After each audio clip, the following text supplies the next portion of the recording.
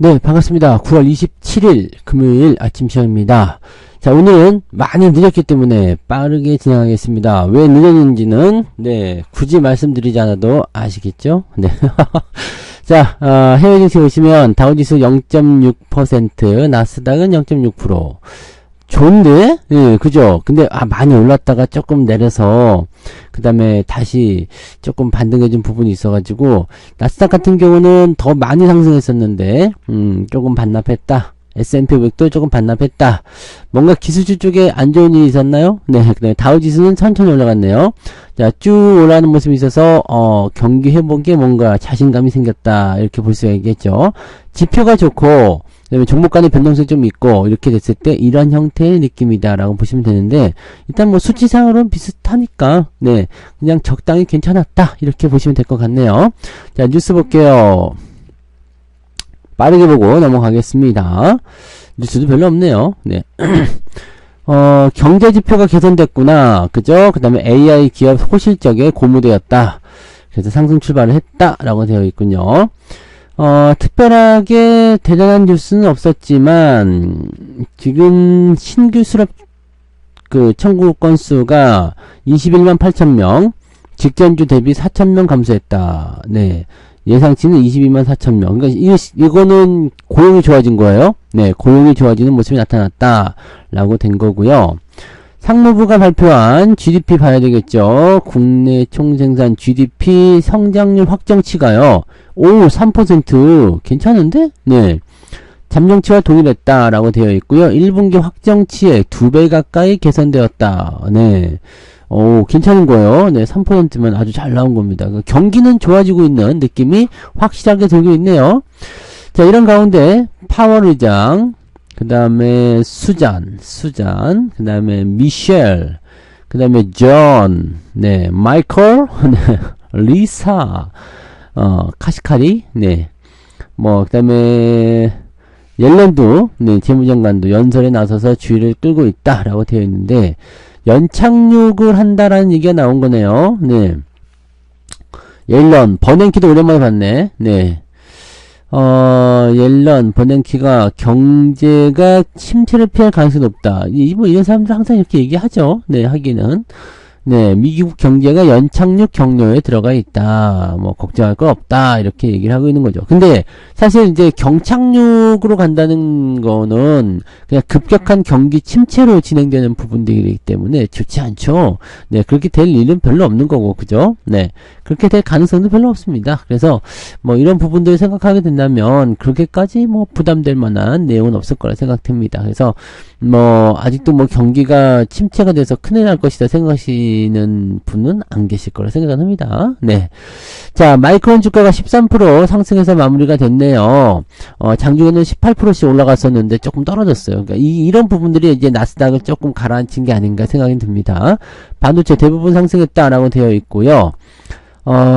봅시다. 마이크론의 실적을 그때 다 봤으니까, 네. 엔비디아는 좀 떨어졌네. 엔비디아가 장 초반에 한 3% 정도 올라서 시작했었거든요. 근데 요거는 이제 조금 내려가서 진행됐기 때문에 하이닉스는 어제 말씀드린 대로 조금 들어와야 되지 않겠는가 라고 생각하시면 되겠고요. 자, TSMC, AMD, 그리고 퀄컴, 브로드컴은 모두 강세를 나타냈다라고 되어 있네요. 그러니까 전체적으로 다 올라간 거고, 네, 엔비디아만 주가가 조금 떨어졌다라고 보시면 되겠습니다. 보합. 네, 계속 올라가기는 좀 어렵겠고, 근데 뉴욕 증시 보시면은 이제 나스닥이 조금 위쪽에서 상승 출발했다가 그때 엔비디아가 3% 올랐었거든요. 그 다음에 쭉 내려갔다가 다시 올라가는 모습이었기 때문에 글쎄 조금 나쁘다라고 보기는 조금 애매한 거고, 그렇다고 좋다고 보기도 조금 애매하고 그런 느낌인가요? 네. 자, 미국 법무부에서 이런 뉴스가 나왔네요. AI 수혜를 보고 있는 슈퍼마이크로에 대한 조사를 착수했다. 자, 얘는 조금 이제 문제가 있는가 보지? 네. 회계 위반 혐의로 고발한 바가 있다. 그래서, 네. 이거 지난번에 있었던 얘기잖아요. 네, 회계 조작했다라는 얘기가 나와서 여기에 대한 부분으로 조사를 하고 있다. 전 세계 칩 시장의 80%를 차지하고 있는 엔비디아의 최신 칩을 장착한 서버를 공급합니다. 장난하냐? 네, 네, 그죠? 네, 이 슈퍼마이크로가 이 시장의 80%를 차지했다는 줄 알았네요. 깜짝 놀랐네. 근데 이 시장의 80%를 차지하는 엔비디아의 최신 칩을 장착한 서버를 공급했다. 네, 이거는 누구나 할 수 있는 것들이기 때문에 아무튼 뭐 연결고리가 있기 때문에 주가가 그에 따라서 등락을 거듭하는 모습이긴 했는데 요즘에는 이제 이런 회계 조작 의혹 이렇게 되면은 이제 벌금이 미국은 좀 세게 먹을 수 있잖아요. 그러니까 이런 것들이 이제 조금 네 터진 모습인 것 같아요. 그래서 회계 조작 의혹. 자, 우리나라도 이렇게 좀 세게 뭐 벌금이 나간다거나 조치가 취해지면은 네 저런 거 안 할 텐데 말이죠. 자, 아무튼 네 마이크론이 움직이면서 반도체가 강하게 움직였는데 우리나라 쪽에는 네 어제 이제 분위기가 형성이 됐고 그 다음에 엔비디아가 조금 가라앉는 모습이어서 어제 조금 흥분한 감이 잇따르면 오늘도 물론 올라갈 수도 있겠죠. 그렇지만 네 살짝 보합이거나 어제처럼 또 급등을 한다. 뭐 그냥 어제 많이 올랐으니까 오늘 올라가겠지 이렇게 생각하지 마시고 그냥 올라가면 좋은 거고 살짝 조정받는 것이 오히려 더 자연스럽다라고 보시는 게 맞습니다. 자, 메모리 수요도 급증하고 있다. 진짜? 네. 메모리 수요가 급증하고 있다. 어디 있어요? 마이크론의 메모리 칩 사업이 빅테크 기업들이 AI 센터에 수백억 달러 쏟아부으며 덩달아 부활했다. 라고 되어 있죠. 네. 분기 실적을 발표한 첫 번째 반도체 업체였다는 것이 굉장히 의미가 있는 거고요. 미국 최대 디램 업체였구나. 그죠?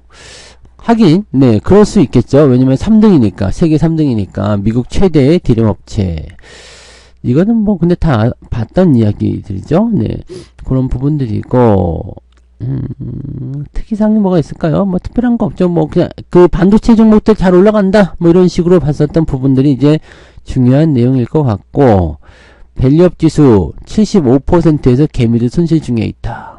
밸류업 종목들을 어떻게 했길래 손실을 보고 있지? 그 지표가 발표된 이후로 보는 건가요? 아니면 뭔가요? 밸류업 종목들 한번 볼까? 콜마 B&H, 윤성 FNC, 심텍, 효성 TNC, 해성 DS. 근데 이거 뭐 바이오 쪽, 밸류업 쪽에 CJ 들어가 있어요? 호호, 그래요. 지금 평균 매수 가격은 62,000원. 야, 6만원대 사신 분도 있구나. 지금은 이제 26,000원에 네, 종가 형성되어 있고요. 수익 구간에 들어간 종목은 금융지주가 대부분이다. 메리츠 금융지주. 네. 하나 에어로스페이스, 한진칼, HD 현대일렉트릭, 클래시스 이런 쪽으로 수익률이 높았다. 보니까 약간 그 변동성이 좀 있었던 종목들이거나 아니면은 기준점이 좀 예전인 것 같아요. 그죠? 네, 예전을 기준점으로 잡고 있는 것 같은데 기준점이 뭐 21년도 막 이렇게 잡혀버리면 손실이 날 수밖에 없어요. 그죠? 그래서 그런 부분들을 생각해서 뭐 평단가를 잡는다. 이렇게 되면은 지금 가격대가 많이 내려가는 시점이기 때문에 손실이 날 수밖에 없지. 그래서 이렇게 잡으면 안 되고 이 밸류업이라는 이야기가 나오기 시작했었던 2월 그러니까 올해 초부터로 이제 목표 주가를 잡으면 아마 이렇게까지는 안 나오지 않을까 생각하는데요. 항상 기준을 어떻게 보고 기사를 쓰느냐 그 부분들을 생각하셔야 됩니다.